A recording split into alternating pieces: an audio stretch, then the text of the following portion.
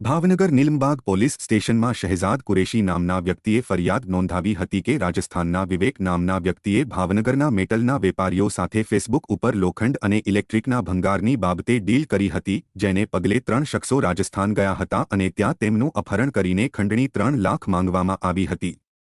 ભાવનગરના નીલમબાગ પોલીસ સ્ટેશનમાં પોલીસ ફરિયાદ નોંધાયા બાદ જો કે બનાવના દિવસે પોલીસ દ્વારા ત્રણેયનો છુટકારો કરાવવામાં આવ્યો હતો, પરંતુ નીલમબાગ પોલીસ સ્ટેશનમાં નોંધાયેલી ફરિયાદને પગલે રાજસ્થાનમાં અપહરણ કરનાર શખ્સો પૈકી અરશદ નામના વ્યક્તિની અટકાયત કરીને ભાવનગર લઈ આવવામાં પોલીસને સફળતા મળી હતી।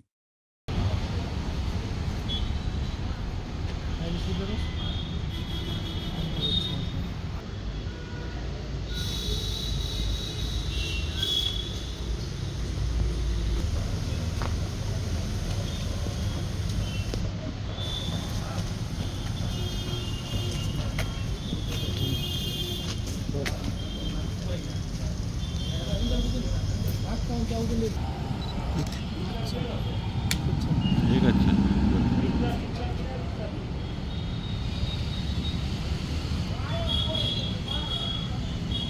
સાહેબ, ખાસ કરીને રાજસ્થાનમાં જે વેપારીનું અપહરણ થયું હતું એ બાબતે આપને શું કહેવું?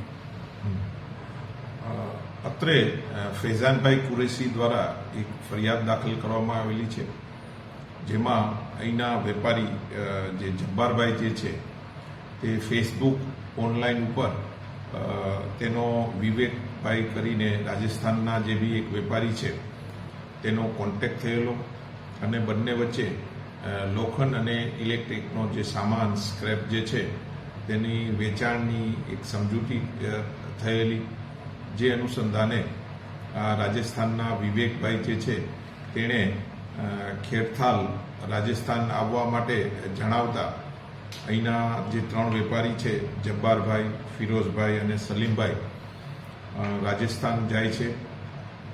ત્યાં રાજસ્થાનના ખેરથાલમાં આ ત્રણેય વેપારીને આ વિવેકભાઈ દ્વારા અપહરણ કરવામાં આવેલા છે અને ત્યારબાદ 3 લાખની માતબાર રકમની ખંડણી માંગવામાં આવેલ છે।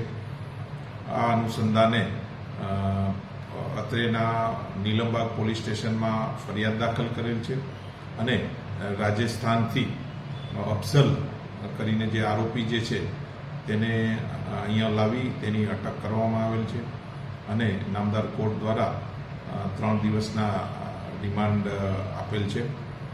તેમજ અત્રેથી એક પીએસઆઈ શ્રી અને સાથેના 3 માણસોની એક ટીમ રાજસ્થાન મોકલવામાં આવેલી છે।